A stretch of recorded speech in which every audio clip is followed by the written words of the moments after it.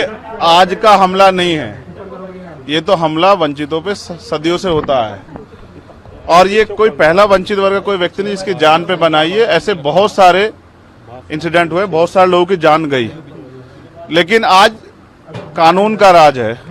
जब मेरे जैसे व्यक्ति के साथ ये हो रहा है तो आम वंचित वर्ग के व्यक्ति के साथ क्या होता है, उत्तर प्रदेश में क्या लॉ एंड ऑर्डर है, इसको हमें समझना चाहिए। और अब तक क्या कार्रवाई, ये 24 घंटे ज्यादा आपके सामने है। मैं तो मौत और जिंदगी के बीच लड़ रहा था, लेकिन अपराधी अभी भी खुलेआम घूम रहे हैं। ये बिना सत्ता के संरक्षण के नहीं हो सकता है। क्या इंटेलिजेंस है पुलिस की, क्या उनके पास इंफॉर्मेशन है, सूत्र उनके बहुत बड़े बड़े हो जाते हैं। अब तक क्यों आरोपी गिरफ्तार नहीं हुए? गाड़ी भी बरामद इसलिए हुई क्योंकि गांव वालों ने बता दिया कि मिरकपुर में कोई गाड़ी खड़ी करके गया है। अब तक लोग नहीं मिले। ये वंचितों का बेटा है, अगर मर भी जाएगा तो क्या फर्क पड़ेगा, लोग भूल जाएंगे। ये किसी रानी का बेटा नहीं है, तो अगर उसको कुछ होगा, किसी कमिश्नर साहब से जुड़ा हुआ मामला नहीं है कि 4-5 घंटे में कुत्ता बरामद हो जाएगा। मैं ये मानता हूं सरकार की घोर लापरवाही है। और मुख्यमंत्री का बिल्कुल ना बोलना और बड़े बड़े दावे करना और इस घटना में ना बोलना स्पष्ट करता है कि मुख्यमंत्री सत्ता को संरक्षण दे रहे हैं, अपराधियों को संरक्षण दे रहे हैं और उनके संरक्षण में अपराधी पल रहे हैं। और ये कानून व्यवस्था के लिए, लोगों के कानून के प्रति विश्वास के लिए बड़ा खतरनाक है। अच्छा, हम लोगों ने सीसीटीवी देखा, उसमें दिख रहा है कि पीछे से गाड़ी आके चेस करती है। क्या कुछ अगर कुछ बता पाएंगे कि आप कहाँ थे, कैसे फायर? देखिए, मैं दिल्ली से लौटा हूँ, मेरे एक साथी की डेथ हुई, मैं थोड़ा सा परेशान था। फिर उस डेथ की सूचना के बाद मुझे आना था देवबंद में। हमारे एक साथी की माताजी की डेथ हो गई थी, उनके यहाँ रस्म पगड़ी का कार्यक्रम था। उनके घर से जैसे मैं निकला, सहारनपुर की तरफ मुश्किल से 50 मीटर चला होगा, एक गाड़ी आती है। मैं फोन पे था, मेरा ध्यान था, उसने वहां से गोली चलती है और वो गोली मेरे कान के पास से निकलती है। मैं अपने साथियों को कहता हूं कि गोली चली है। पहले मुझे लगा, उस आवाज से लगा पटाखा है, लेकिन बाद में जब उसके वाइब्रेशन हुई जाते हुए तो मुझे एहसास हुआ गोली, और वो गाड़ी में टकराई भी। फिर दूसरी गोली जब मुझे लगी, बुलेट जो चीरती हुई लोहे के हिस्से को गाड़ी के, और वो मुझे लगी, तब मुझे एहसास हुआ कि हम गिर गए। फिर तीसरी गोली चली, इसने मेरा आगे वाला शीशा पूरा डैमेज कर दिया। चौथी गोली पे मैं नीचे हो गया, जो गोली आपने देखा कि वो सीधी उसमें लगी। अगर मैं नीचे ना होता तो वो मेरी छाती के आर पार चली जाती। फिर वो गाड़ी 10 मीटर आगे जाकर रुक जाती है। वो 2 हवा में फायर करते हैं जैसा मैंने देखा, और फिर उन्होंने फिर हमारी गाड़ी फायर किया। वो गाड़ी के वो फायर जो है गाड़ी के नंबर प्लेट पे लगी। मेरा ये मानना है, उनको ऐसा लगा होगा कि हमने जो काम करने आए थे वो कर दिया, अब ये मर गया, शायद जैसा पहले कई घटना में हो। फिर वो शायद सरेंडर करने के मूड में थे, लेकिन जैसे ही मनीष ने गाड़ी को मेरे कहे से यू टर्न लिया, उनको समझ आया कि ये जिंदा है, तब वो वहां से भागे। हमने पुलिस को बताया कि ये गाड़ी का नंबर है, फिर उन्होंने उसको इंक्वायरी किया। पुलिस के अच्छे अधिकारी यहाँ हैं, उम्मीद है वो अच्छा काम भी करेंगे। लेकिन ये स्पष्ट हुआ कि अपराधियों में कोई डर भय नहीं। कितने लोग थे? 3 लोग थे। 2 लोग असले से हमला कर रहे थे, एक व्यक्ति गाड़ी चला रहा था। चंद्रशेखर जी, कोई थ्रेट कॉल आया हो आपको इससे पहले, कोई धमकी? पिछले कई सालों से आ रही है। मैं लगातार पुलिस को इंटीमेट भी करता रहता हूँ। मैंने डीजीपी को भी लिखा, गृह मंत्री को भी लिखा, मुख्यमंत्री को भी लिखा, यहाँ के पहले एसएसपी डीएम थे उनको भी लिखा। लेकिन डीएम साहब जो पिछले थे, अखिलेश सिंह जी, उन्होंने साफ मना कर दिया कि चीफ मिनिस्टर नहीं चाहते चंद्रशेखर को सुरक्षा दी जाए। मेरे आज भी याद है ये बात, क्योंकि मैंने एलआईयू के अधिकारी द्वारा पूछा कि भाई मैंने आपको बताया थ्रेट भी है, फिर क्यों नहीं हो रहा है? तो उन्होंने कहा भाई ये सरकार का मामला, सरकार चाहे तो दे सकती। तो मैं चाहता हूं मुख्यमंत्री इंतजार कर रहे हैं कब चंद्रशेखर मरे, उनका काम आसान हो। लेकिन उनको ये नहीं पता कि गरीबों की, कमजोरों की, शोषितों की बात करने वाला चंद्रशेखर इतनी आसानी से उनकी राह के रास्ते में से नहीं हटेगा। अतीक अशरफ के जैसा हुआ वैसा ही कुछ होने वाला था, ऐसा आपको लगता है? अब आप इसका आकलन खुद करें कि क्या हुआ और क्या हो सकता था। एक और बात, मुझे ऐसा लगता है कल की घटना के बाद, इतने बड़े उसके बाद भी अगर मैं सुरक्षित हूं तो हमारे संतों, गुरुओं, महापुरुषों का आशीर्वाद, हमारी करोड़ों बहनों माताओं का आशीर्वाद, बुजुर्गों का मेरे पास है।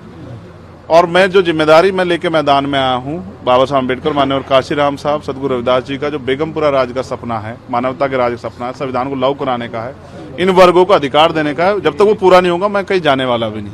गाड़ी को मीरकपुर में छोड़कर अपराधी भाग जाते हैं, तो उसको कुछ और बता रहे, उसको कहानी कुछ और नया मोड़ देने की कोशिश हो सकता है वो चाहते थे जो गुजरों और दलित समाज में एकता बनी है वो एकता टूट जाए। ये होगा ही नहीं कभी, ठीक है, ये नहीं हो सकता है। पंचायत आप लोग कर रहे हैं अपनी मांगों को लेकर। हमारी लीडरशिप ने ये निर्णय लिया है कि जब 24 घंटे में गिरफ्तारी नहीं हुई तो हमें अपने लोगों को भी जवाब देना है, तो इसलिए शायद उन्होंने 3 तारीख का समय रखा है। मैं उसका हिस्सा बनूंगा। अमेठी के अंदर एक फेसबुक वायरल हुई है पोस्ट जिसमें आपको मारने की वो की गई है, क्षेत्रीय महासभा कई है उसके अलावा। ठीक है, देखिए लोकतंत्र है, उनके अधिकार है, मारे या छोड़े। मैंने कहा ना, मैं पहला थोड़ा ही हूँ जो मारा जा रहा हूँ या जिसको मारने का प्रयास किया। मुझसे पहले बहुत मरे हैं, लेकिन उनको कोई जान नहीं रहा था। मुझे लोग जानते हैं तो मेरी बात पे बात आगे बढ़ रही, लेकिन मैं अपने लोगों को मरने नहीं दूंगा। ये भी मैं उनको संदेश देना चाहता हूँ। घटना होने के बाद ये पोस्ट किया है अमेठी क्षेत्रीय महासभा से कि इस बार तो बच गया, अगली बार नहीं बचेगा। देखो, मैं गोली से डरता नहीं, मैं गोली से बंदूकों से नहीं डरता हूँ। मैं संवैधानिक रास्ते से चलता हूँ, संविधान को मानता हूँ। गोली चलाने वालों को भी कहना चाहता हूँ, कुदरत उनको सद्बुद्धि दे, गलत जगह पंगा ले रहे हैं। मैं झगड़ा नहीं चाहता, मैं अपने लोगों को भी ये कह रहा हूँ कल से शांति बनाओ को और संविधान के रास्ते चलो। वो हमें डिस्टर्ब करना चाहते हैं कि जो हम राजनीतिक ताकत हमारी बन रही हो कमजोर हो जाए, हम दूसरी दिशा चले जाएं। लेकिन ये भी एक अटूट सत्य है कि हम संविधान के जरिए जवाब देना जानते हैं, और किसी को गलतफहमी हो तो वो गलतफहमी सुधारने का समय है। वो क्यों कर रहे थे, वो पाला खींच लें। मुझे ही तो मारना है ना, वो बता दे मैं चला जाऊंगा मरने में, अगर मेरे लोगों के साथ तो ये खेल ना खेले ना। मैं तैयार हूं, अगर मेरे मरने से हमारा आंदोलन आगे बढ़ता, हमारे लोग खड़े होते, मुझे कोई दिक्कत नहीं है। लेकिन उनको ये समझना चाहिए कि ये आज लोकतंत्र है। गोली की भाषा से एक चंद्रशेखर मरेगा तो क्या हो जाएगा, हजारों चंद्रशेखर पैदा हो जाएंगे। ये समाज, बहुजन समाज तो उपजाऊ समाज है। एक मरेगा, 1000 पैदा हो, कितने चंद्रशेखर मारोगे? और मारो गोलियों में। सत्ता का संरक्षण आपको है, मुख्यमंत्री आपका अपना है, खूब चंद्रशेखर को मारो।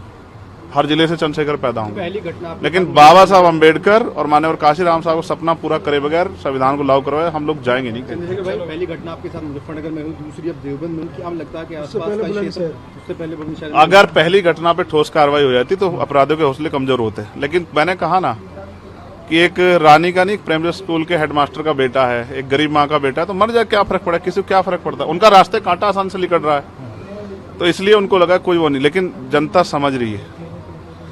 मेरे एक एक खून का जवाब मेरे लोग जो है ना मुझे संरक्षण देके लेंगे, और वो सबक सिखाएंगे इस भारतीय जनता पार्टी की सरकार को, जिसके अब संरक्षण में गुंडे पल रहे हैं। एक आखिरी सवाल है, क्या ये पॉलिटिकल अटैक था आपको लगता है? पुलिस जांच कर रही है कि मेरे मरने से किसको फायदा हो सकता है, कौन मुझे चाहता मैं मर जाऊं। पुलिस जांच कर रही है, मुझे उम्मीद है पुलिस फेयर जांच करके, कोई मैनिपुलेट करके नहीं, सही जवाब देगी कि उन्होंने ऐसा क्यों किया। चंद्रशेखर का जो कद बढ़ रहा है देश के अंदर, कई मुख्यमंत्रियों ने भी अब ट्वीट किया है और वैसे ही ट्वीट कर रहे हैं, कहीं और कर रहे हैं, तो इस चीज को क्या ये लगता है? कुछ भी गलत होगा तो लोग बोलेंगे।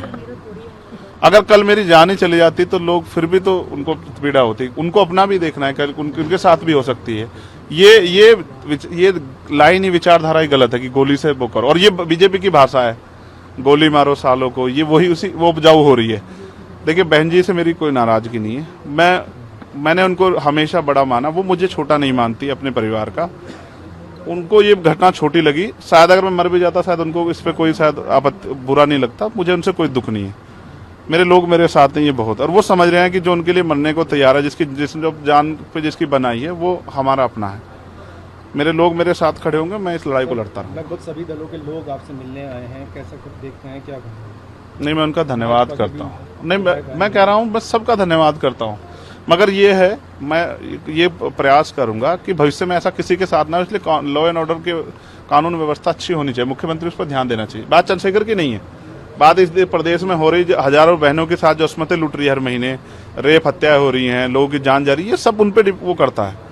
तो वो मुख्यमंत्री पद पर बैठे हैं, अगर वो इसको संभाल नहीं पा रहे हैं तो क्या फायदा, फिर उनको इस्तीफा दे देना चाहिए। फिलहाल आप ठीक है, डिस्चार्ज किया जा रहा है? हाँ, ठीक हूँ। आपके बस कार्यकर्ताओं ने आज जो है जगह जगह ज्ञापन दिया है, सहारनपुर में दिया, अगली रणनीति क्या रहेगी? नहीं, कोई रणनीति नहीं है। पार्टी के सीनियर लीडर जो तय करेंगे, हम लोग उस पर काम करेंगे।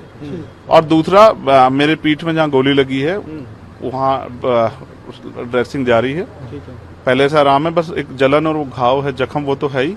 तो सांस लेने में दिक्कत थी। बीपी जो है